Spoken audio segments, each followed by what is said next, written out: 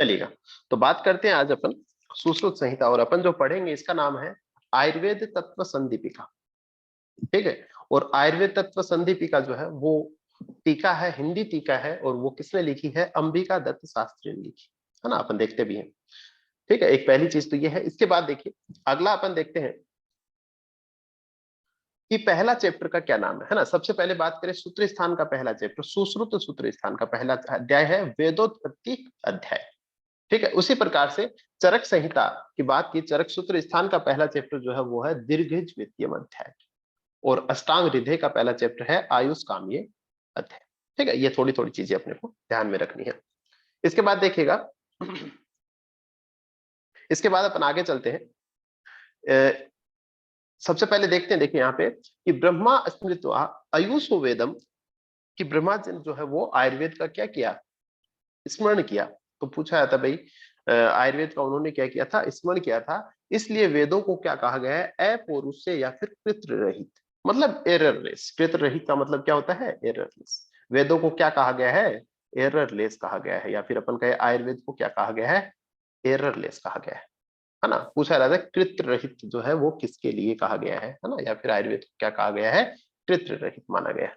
इसके बाद देखिएगा, और ये भी है कि कृत रहित क्यों कहा गया है? क्योंकि ब्रह्मा जी ने स्वयं, ब्रह्मा ने जो है इसको क्या किया था? स्मरण किया था। इसके बाद देखिए आगे आता है आयुर्वेद के इतिहास में, हालांकि ये चीज देखने को मिलती है कि संसार में सबसे प्रथम और प्राचीन वेद कौन सा है। तो प्राचीन वेद किसको माना गया है? ऋग्वेद को माना गया है। ये भी थोड़ा सा देख लें। इसके बाद देखिए शुरू होता है सबसे पहले धन्वंतरी। अपन ने बात की थी कि दो प्रकार के संप्रदाय थे, एक था आत्रेय संप्रदाय और दूसरा था धन्वंतरी संप्रदाय। तो आत्रेय वाला कार्यक्रम तो अपन कहाँ पढ़ते हैं? चरक संहिता में देखते हैं, और यहाँ पे अपन क्या पढ़ेंगे? धन्वंतरी वाली चीजें पढ़ेंगे। ठीक है, तो सबसे पहले देखिए बात करते हैं धन्वंतरी। धन्वंतरी में देखिए धनु का अर्थ जो होता है वो क्या होता है? शल्य होता है। ठीक है, धन्वंतरी में धनु का अर्थ जो होता है, पूछा जाता है धनु का अर्थ क्या होता है? तो धनु का अर्थ शल्य होता है।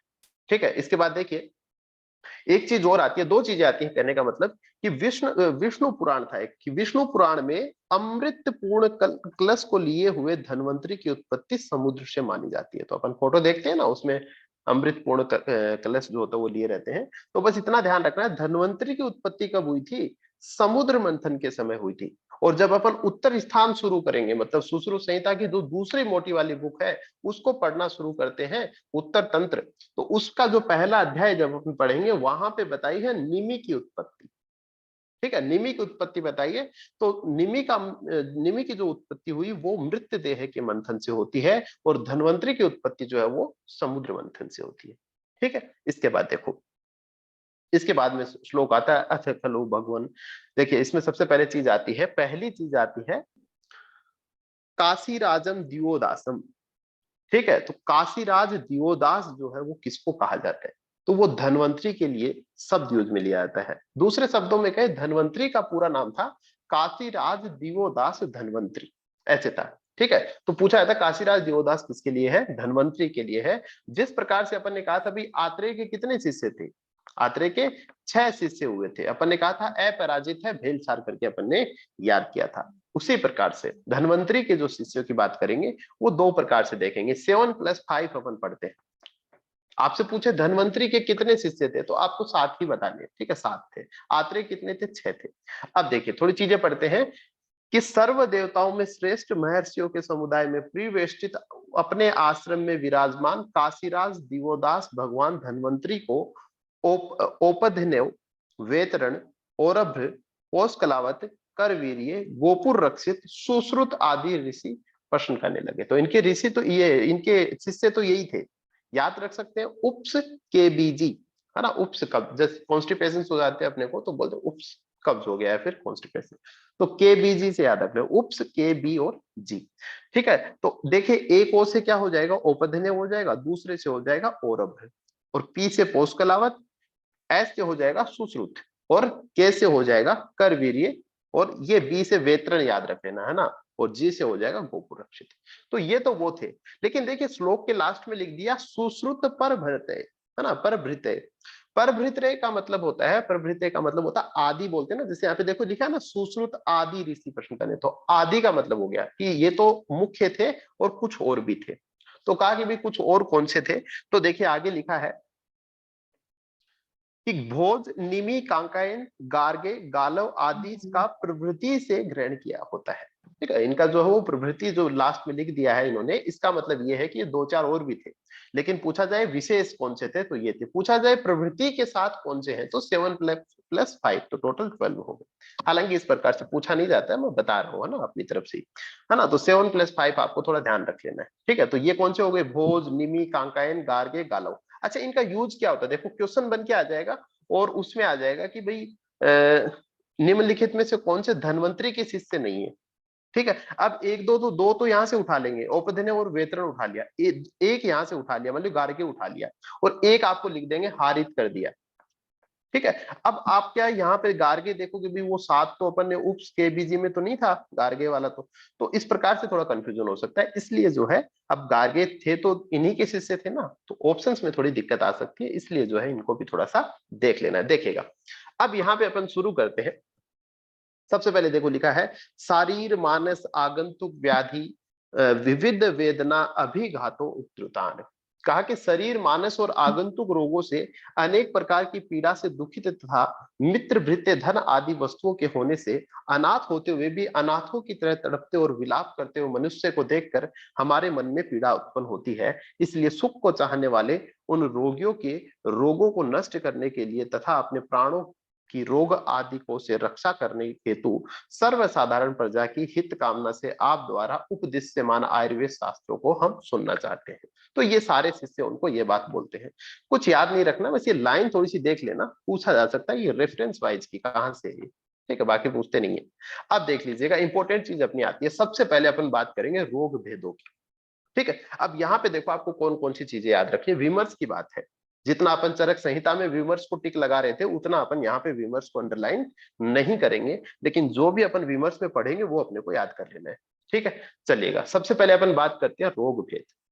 रोग भेदों में देखो कि यद्यपि इसी ग्रंथ के प्रथम अध्याय के व्याधि के 4 भेद का सलक्षण बताए हैं, सारंगधर के देखते हैं सबसे पहले कि सारंगधर में स्वभाव, आगंतुक, कायिक और अंतरा, कि सारंगधर ने कितने भेद बताए, 4 भेद बताए। और कौन कौन से बताए, स्वाभाविक, आगंतुक, कायिक और अंतरा। स्वाभाविक मतलब जो स्वाभाविक रोग होते हैं, जैसे कि जन्म मृत्यु हो गया, या फिर है ना कि निद्रा हुआ, ये सब क्या होते हैं, ये स्वाभाविक रोग होते हैं जो होते ही हैं, जिनकी चिकित्सा नहीं होती। आगंतुक होते हैं बाह्य कारणों से हो गए, कायिक वो होते हैं शारीरिक रोगों को बोलते हैं, और अंतरा जो है किसके लिए कहा गया है, मानसिक रोगों को अंतरा कहा है। किसने, सारंगधर ने कहा। याद रखना, साका, HAKA याद रखना है। तो क्या हो गया, स्वाभाविक, आगंतुक, कायिक और अंतरा। ठीक है, 4 रोग हो गए, सारंगधर ने बताए। इसके बाद देखिए आगे आता है, चरक भी रोगों के 3 मुख्य भेद करता है। आचार्य चरक से पूछा जाए भी आचार्य चरक ने रोगों के कितने भेद बताए, आपको 2 भी मिलेंगे, 3 भी मिलेंगे, 4 भी मिल जाएंगे। लेकिन अपने को पूछा जाए कितने भेद हैं तो एक संख्या बतानी हो तो आपको बताना चरक ने रोगों के 3 भेद बताने, अपने को 3 बताने। कौन कौन से, त्रयो रोगा, निज, आगंतुक, मानसा। कि निज होता है, आगंतुक होता है और मानसिक होते हैं, 3 रोग होते हैं। ठीक है, ये ध्यान रखना है। इसके बाद में देखिए एक चीज और बताते हैं कि कालस्य प्रीमाणेन जरा मृत्यु निमित्त जा। ठीक है, पूछा जाता है कि आचार्य चरक ने स्वाभाविक रोगों की संख्या कितनी बताई। ठीक है, तो स्वाभाविक रोगों की संख्या चरक ने कितनी बताई है, 2 बताई है। वहीं पूछा जाए कि आचार्य सुश्रुत ने स्वाभाविक रोगों की संख्या कितनी बताई है, तो सुश्रुत ने जो है वो 5 बताई है। देखिए चरक ने बताई है कालस्य परिणामेन, कि काल के परिणाम से जरा मृत्यु निमित्त जा, कि जरा और मृत्यु 2 जो है वो रोग होते हैं। ठीक है, रोगा स्वाभाविका दृष्टा स्वभाव निष्प्रतिक्रिया, इनका क्या नहीं होता, क्योंकि ये स्वभाव से उत्पन्न होते हैं इसलिए इनकी ट्रीटमेंट नहीं होता। कैसे होते हैं, ये अचिकित्सीय रोग होते हैं। अब भाई आपको निद्रा आ रही है तो आ ही रही है, उसका कोई ट्रीटमेंट थोड़ी है। ठीक है, भूख लग रही है तो लग ही रही है, भूख क्या है, एक प्रकार से स्वाभाविक रोग है। ठीक है, निद्रा इन्होंने क्या बताया है, जरा और मृत्यु, मतलब बुढ़ापा आना और एक प्रकार से मृत्यु। ठीक है, इसके बाद देखो आचार्य सुश्रुत ने बताए 5। देखिए स्वाभाविकास्तु क्षुत, पिपासा, जरा, मृत्यु, निद्रा प्रवृत्ति। इन्होंने कितने बताए, क्षुत मतलब भूख लगना, पिपासा प्यास लगना, जरा वृद्धावस्था, मृत्यु मृत्यु हो जाना, और निद्रा नींद आना। ये 5 इन्होंने क्या बताए हैं, स्वाभाविक रोग बताए। थोड़े से आप नीचे देख लीजिएगा कि चरक ने बताए स्वाभाविक रोग, 2 बताए जरा और मृत्यु, और सुश्रुत ने बताए क्षुत, पिपासा, जरा, मृत्यु, निद्रा। सुश्रुत का अपन देखेंगे 21 नंबर के चैप्टर में अपन देखेंगे, और ये दोनों ही क्या होते हैं, अचिकित्सीय होते हैं। ठीक है, ये याद रखना है ना, इसलिए थोड़ा अपन स्लो चल रहे हैं, ये याद रख लेने सारे के सारे। इसके बाद देखो, शिष्य कहते हैं कि इस आयुर्वेद में सांसारिक और पारलौकिक कल्याण है, इसलिए हम शिष्य भाव से आपके पास आए हैं, मतलब हम शिष्य बन के आए हैं आपके पास में, है ना। तो वो सारे के सारे बोलते हैं बात। इसके बाद आता है, अगली चीज आती है, देखिए ये खल्व आयुर्वेदम अष्टांग उपांगम अथर्व वेद से अनुत्पाद्य।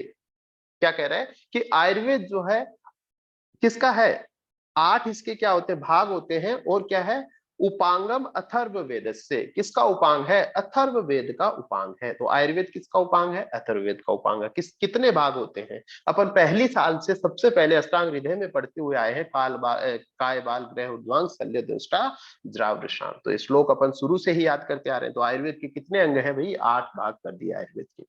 अब देखिए यहाँ पे आता है कि जो एक ब्रह्म संहिता आती है, किसने लिखी, आचार्य ब्रह्मा जी ने एक ब्रह्म संहिता लिखी थी। जब उन्होंने स्मरण किया था ना, उस समय उन्होंने एक बड़ी बुक लिखी थी। बड़ी बुक कितनी बड़ी, देखिए उसमें क्या था, पूछा जाता है कि ब्रह्म संहिता में कितने श्लोक थे, कितने अध्याय थे। तो ये लाइन देखिए कि श्लोक सत्य सहस्त्र, अध्याय सहस्त्र। कि श्लोक कितने थे, श्लोक थे सत्य मतलब 100, और सहस्त्र मतलब 100 गुना 1000। ठीक है, तो इतने तो क्या थे, श्लोक थे। और ये श्लोक कितने अध्यायों में थे, 1000, सहस्त्र अध्याय थे। तो अध्याय कितने थे, 1000 थे, और श्लोक कितने थे, सत्य सहस्त्र, 1,00,000 श्लोक थे। तो कहा कि पूर्व काल में ब्रह्मदेव ने सृष्टि रचना के पूर्व इस आयुर्वेद को 1,00,000 श्लोकों और 1000 अध्यायों के रूप में बनाया था। पश्चात मनुष्य को अल्प आयु तथा स्वल्प बुद्धि, अपनी क्या होती है, आयु भी कम होती है और बुद्धि भी कम होती है। तो क्योंकि इतना तो अपने से नहीं पढ़ा जाएगा, अपने से थोड़े बहुत कोई हजारों की संख्या में श्लोक होते हैं, वही अपने याद नहीं होते हैं, तो ये लाखों में आता है। तो अपनी बुद्धि जो थी वो क्या थी, अल्प थी, और उम्र पीछे अपने पास में इतनी रहती है। तो उसको जानते हुए उन्होंने क्या किया, पुनः उस आयुर्वेद को 8 भागों में विभक्त कर दिया। तो ये फिर अपने वालों के काम है थोड़े से, और थोड़े नीचे जो आचार्य है उन्होंने, भाई मनुष्य के समझ में नहीं आएगी, इसलिए उन्होंने क्या किया, इनको 8 भागों में जो है इसको डिवाइड कर दिया। ठीक है, अब देखिए अपन ने कहा कि आयुर्वेद जो है वो अथर्व वेद का उपांग है। इसके साथ देखिए कुछ चीजें आप और देखिएगा कि चरक तथा हस्त्य आयुर्वेद में आयुर्वेद को अथर्व वेद का उपांग माना है। कि चरक और हस्त्य आयुर्वेद, ये 2 याद रखने हैं, इन्होंने तो अथर्व वेद का ही माना है, लेकिन 2 बंधु और थे। एक थे व्यासकृत, इन्होंने एक रचना की चरण व्यूह की, और एक शंकरोक्त आयुर्वेद ग्रंथ। ये 2 चीजें ऐसी थी, व्यासकृत चरणव्यूह और शंकरोक्त आयुर्वेद ग्रंथों में इसे ऋग्वेद का उपवेद माना है। ये थोड़ा सा ध्यान में रख लेना, लिखा हुआ है तो पूछा जा सकता है। ठीक, इसके बाद देखिए आयुर्वेद के अपन कितने अंग पढ़ते हैं भाई, 8 अंग पढ़ते हैं। तो 8 अंगों के बारे में अपने को थोड़ा पता होना चाहिए, है ना।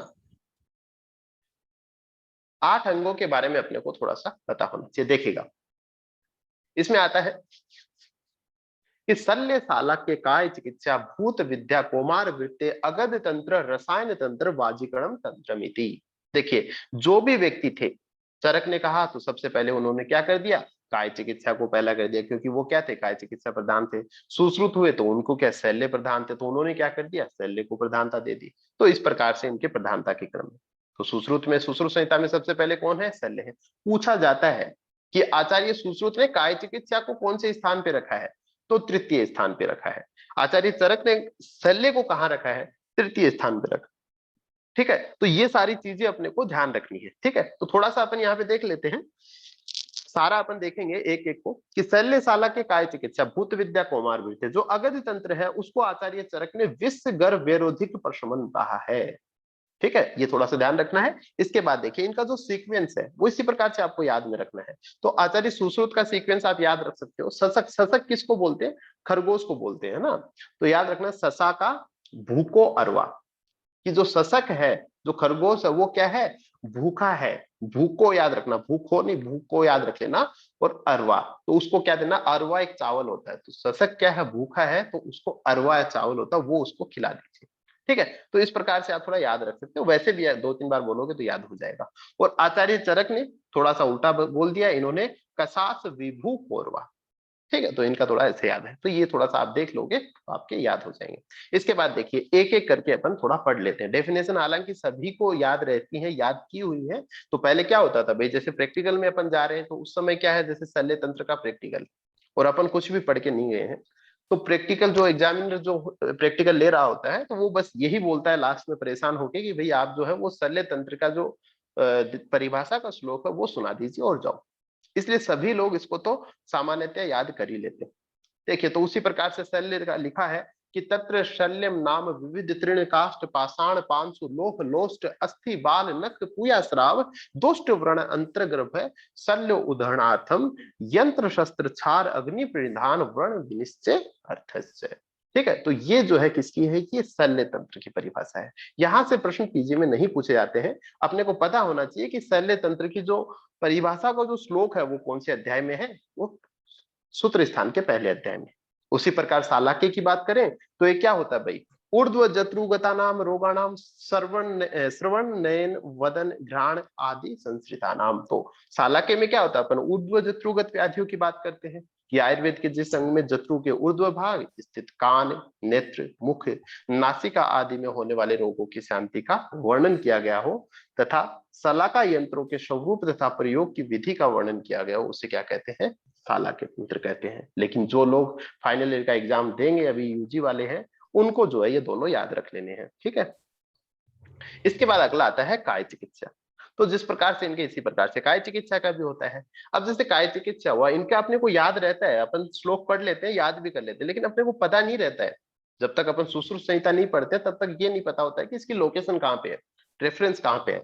तो काय चिकित्सा के लिए लिखा है कि काय चिकित्सा नाम सर्वांग संसृता नाम व्याधि नाम, कि जितने भी इस पूरे शरीर में व्याधियां हैं, कि आयुर्वेद के जिस अंग में सर्व शरीरगत रोगों की बात करते हैं, एग्जाम्पल जैसे दिए हैं कि ज्वर रक्त पित्त शोष उन्माद अपस्मार कुष्ठ प्रमेय अतिसार आदि की शांति का वर्णन हो, उसे क्या कहते हैं, काय चिकित्सा कहते हैं। क्वेश्चन पूछ लिया जाता है कि सर्वांग संसृता नाम व्याधि नाम किसकी परिभाषा है, किसकी है, काय चिकित्सा की। या फिर किस में पढ़ते हैं अपन, काय चिकित्सा में पढ़ते हैं। ठीक है, इसके बाद में अगला आता है भूत विद्या। तो भूत विद्या में क्या है, देव असुर गंधर्व यक्ष रक्ष पितृ पिशाच नाग ग्रह आद्य उपसृष्ट चेत साम शांत, और उनकी क्या होगी, ये तो रोग हो गए, और इनकी शांति कर्म बलि ना, ये सब जो है इसमें अपन पढ़ते हैं भूत विद्या में। ठीक है, कि देव दैत्य गंधर्व यक्ष राक्षस पितृ पिशाच नाग आदि ग्रहों से पीड़ित, तो ये जो कार्यक्रम है इनकी शांति हवन पाठ वगैरह अपन कहाँ करते हैं, भूत विद्या में देखते हैं। इसके बाद में आता है कुमार वृत्ति। अब कुमार वृत्ति में वही मामला है, याद सभी को रहता है, कुमार वृत्ति सभी ने याद किया कि कुमार भण धात्री क्षीर दोष संशोधनार्थ दुष्ट स्तन्य ग्रह सम उत्थानस्य व्याधि नाम उपशमनार्थम। लेकिन ये नहीं पता कि ये सुश्रुत सूत्र स्थान के पहले अध्याय का इसका रेफरेंस है। ठीक है, तो उसके लिए अपन थोड़ा सा इसको देख रहे हैं। ठीक है, ठीक है, इसके बाद में अगला आता है अगत तंत्र। अगत तंत्र में ये भी अपने को याद है कि सर्प कीट लूता मुसिका आदि दष्ट विष व्यंजनार्थम विविध विष संयोग समनार्थम, कहाँ पढ़ते हैं अपन, अगत तंत्र में पढ़ते हैं। यहां तक आज तक कभी प्रश्न नहीं पूछा गया है ना, यहां तक कभी भी जो है वो प्रश्न नहीं पूछा गया है। यहां तक आज तक अगत तंत्र तक कोई क्वेश्चन नहीं पूछा गया है। इसके बाद जो है क्वेश्चन पूछा जाता है, एक बार पूछा गया है, नहीं ज्यादा बार पूछा गया, एक से रसायन से पूछा गया है कि रसायन तंत्रम नाम वय स्थापनम आयुर्मेधा बलकरम रोग अपहरणम समर्थस्त। क्या हो, जो युवावस्था को अधिक समय तक बनाए रखने का उपाय, वय स्थापनम, वय को क्या करे, स्थापन करे, रोके, आयु धारणा शक्ति और बल की क्या करे, वृद्धि करे, और क्या करे, शरीर की स्वाभाविक रोग प्रतिरोधक शक्ति की वृद्धि के तरीकों का जहां वर्णन हो उसे क्या कहते हैं, रसायन तंत्र कहते हैं। ये लाइन दे दी जाती है बस, और ये लाइन दे के नीचे ऑप्शन दे दिए जाते हैं किसके लिए कहा गया, तो ये रसायन तंत्र की परिभाषा है। ठीक है, इसके बाद में एक तो रसायन से पूछा गया है क्वेश्चन, और एक वाजीकरण से भी कई बार क्वेश्चन पूछे जाते हैं, है ना, ऊपर वाले भी अपने को पता होना चाहिए थोड़ा थोड़ा, इसीलिए अपने पढ़ाए हैं।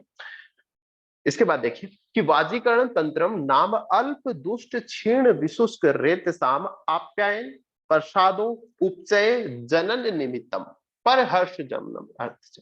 देखिएगा चार चीजें हैं कि या तो क्या हो जाए, आपका शुक्र जो है, वाजीकरण क्या काम आ रहा है, या तो शुक्र अल्प हो जाए, या शुक्र दुष्ट हो जाए, क्षीण हो जाए, या फिर विशुष्क हो जाए, उस केस में क्रमशः रेस्पेक्टिवली देखिए क्या करना है। अगर अल्प शुक्र है उसमें तो अपन क्या करेंगे भाई, शुक्र को बढ़ाएंगे तो उनकी क्या करेंगे, पुष्टि करेंगे। अगर दुष्ट शुक्र है तो उनका क्या करेंगे भाई, शोधन करेंगे। और तीसरा है क्षीण शुक्र है तो वृद्धि करेंगे। और चौथा है शुष्क शुक्र है तो उसकी उत्पत्ति करेंगे। मतलब शुक्र सूख गए हो, बन ही नहीं रहे हो, तो उनके हम प्रजनन करेंगे। तो नाम जो है वो यहां से नहीं आएंगे, नाम जो अपने संस्कृत वाले आएंगे। पुष्टि को बोलते हैं आप्यायन। ठीक है, आप्यायन का मतलब होता है पुष्टि करना, बढ़ाना। प्रसाद का मतलब होता है उनको शोधन करना उनका। और वृद्धि का मतलब होता है उपचय करना। और उत्पत्ति का मतलब होता है जनन।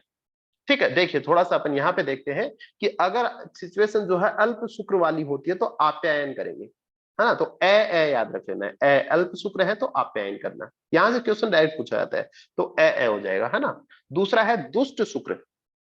अगर शुक्र दुष्ट है ना, तो उसका क्या करेंगे अपन, शोधन करेंगे या फिर प्रसादन करेंगे अपन। ठीक है, तो प्रसादन याद रखना, डीपीएस याद रख लेना, है ना। दिल्ली पब्लिक स्कूल की ब्रांच होती है ना, डीपीएस याद रखना है। तो दुष्ट शुक्र अगर है तो उसका क्या करेंगे अपन, प्रसादन करेंगे। ठीक है, इसके बाद आता है क्षीण शुक्र। क्षीण शुक्र का अपन क्या करेंगे, उपचय करेंगे। तो छी यू, है ना, छी यू याद रख लेना। ठीक है, ऐसे कुछ भी, मतलब क्षीण शुक्र का उपचय करते हैं। और विशुष्क जो होता है वो विजन याद रखना, विजन। तो विशुष्क का क्या करना है, जनन करना है। ठीक है, तो ये चार चीजें हैं, ये यहां से जो है वो प्रश्न पूछे जाते हैं, इसलिए अपने को याद रख लेने हैं। इसके बाद देखिए मैं आपको थोड़ा और बताता हूँ। यहां तक जो है अपना कार्यक्रम हुआ, एक थोड़ा सा अपन ने इंट्रोडक्शन लिया, है ना। थोड़ा सुश्रुत संहिता के बारे में भी अपन ने थोड़ा सा देख लिया है। और अध्याय में भी अपन ने थोड़ा सा प्रवेश कर लिया है, थोड़े उनके शिष्यों के अपन ने नाम देखे हैं। अब देखिए एक देखते हैं अपन आयुर्वेद का प्रयोजन। अब देखिए यहाँ पे देखिए क्या आता है कि उन शिष्यों ने फिर भगवान धन्वंतरी से कहा कि एक ही मत वाले हम पे सुश्रुत हमारी आंतरिक इच्छा का ध्यान रखकर आपसे प्रश्न करेंगे। और आप द्वारा उसके प्रश्नों के उत्तर के रूप में दिए गए आयुर्वेद उपदेशों को हम सब धारण करेंगे। अब वहां पे ऐसे नहीं है कि भाई हर कोई खड़ा, और क्योंकि काफी लोग बैठे थे सामने, तो बोले कि भाई हमारा प्रतिनिधि जो है वो सुश्रुत कर लेंगे। आचार्य सुश्रुत थे, वो इंटेलिजेंट थे, तो उनको क्या बना दिया भाई, मॉनिटर बना दिया क्लास का, कि सुश्रुत जो है वो हमारी तरफ से प्रश्न पूछ लेंगे, हमारी कोई भी डाउट रहेगी हम सुश्रुत को बता देंगे और वो आपसे पूछ लिया करेंगे। नहीं तो अलग अलग सबको जवाब देंगे तो फिर वहां क्या सीरियस पढ़ाना होता था, तो वो टाइम खराब ना हो, तो इसलिए उन्होंने सुश्रुत को जो है वो क्या घोषित कर दिया, मॉनिटर बना दिया, उनको प्रतिनिधि बना दिया। ठीक है, अब देखिए अब जहां भी बात आएगी सुश्रुत और धन्वंतरी के बीच की रहेगी। ठीक है, तो अभी अपन थोड़ा सा देख लेते हैं कि सबसे पहले कहते हैं धन्वंतरी, कहते हैं भाई धन्वंतरी, बोल ठीक है भाई, कि भगवान धन्वंतरी ने कहा कि हाँ भाई ऐसा ही होगा। ठीक है, तो कहा कि वत्स सुश्रुत, रोगों से व्याप्त मनुष्यों के रोगों से मुक्ति तथा स्वस्थ के स्वास्थ्य की रक्षा, ये दो ही आयुर्वेद के मुख्य प्रयोजन है। तो शुरुआत की आयुर्वेद के प्रयोजन से, और यहीं पे जो है मामला उल्टा पड़ गया कि व्याधि उपसृष्टा नाम व्याधि परिमोक्ष है, स्वस्थस्य रक्षणश्च। तो देखिए आचार्य सुश्रुत, सॉरी जो धन्वंतरी जो बता रहे थे उनको, कि कहा कि भाई जो पूरा जो आयुर्वेद का प्रयोजन है उसमें जो है वो क्या बताया जा रहा है कि व्याधि उपसृष्टा नाम, कि जिसको व्याधि से उपसृष्ट है, जिसको व्याधि हो रहा है, उसकी क्या करना, व्याधि परिमोक्ष है, उसकी व्याधि ठीक करनी है। और उसके बाद का स्वस्थ से रक्षणम, स्वस्थ जो स्वस्थ व्यक्ति है उसके स्वास्थ्य की रक्षा करनी है। लेकिन चरक ने कहा था कि पहले जो है वो क्या करना है, स्वस्थ से स्वास्थ्य रक्षणम और आतुर से विकार प्रशमनम से। तो पहले तो स्वस्थ व्यक्ति की स्वास्थ्य की रक्षा करनी, और फिर जो है वो आतुर है उसके विकारों का प्रशमन करना है। तो भाई सुश्रुत के केस में क्या था भाई, अगर बात करें तो ये कैसे थे, शल्य प्रधान थे। तो उस केस में व्याधि उपसृष्टा, उपसृष्टा नाम की बात करें तो जैसे मान लीजिएगा किसी का हाथ कट गया, किसी के तीर लग गया, तो उनके पास तो वैसे व्याधि वाले आएंगे। तो उन्होंने कहा कि भाई पहले उसकी जो है ट्रीट करो, क्योंकि उसका खून बह रहा है ना, तो उसके प्राणों की रक्षा जो है वो पहले कीजिए, और उसके बाद जो स्वस्थ बैठे हैं उनकी रक्षा करिए, है ना। और चरक ने कहा कि भाई पहले जो है अपने पास तो नॉर्मल पेशेंट आ रहे हैं, इसलिए जो ऐसे जैसे रसायन वगैरह का प्रयोग करें, तो ऐसा करें कि जो स्वस्थ व्यक्ति है उनको घर पे ही सेवन करें, ताकि उनको डिजीज हो ही नहीं, और फिर जो थोड़े बहुत बीमार हो गए उनको हम मेडिसिन लिख देंगे कि वो ठीक हो जाएंगे। तो यहां तक अपन ने बात की, जो आयुर्वेद के प्रयोजन है यहां तक बात की है। इसके बाद जो है अपन अगली क्लास में इसके आगे जो है थोड़ा सा और देखेंगे इसके बारे में। ठीक है, चलिए।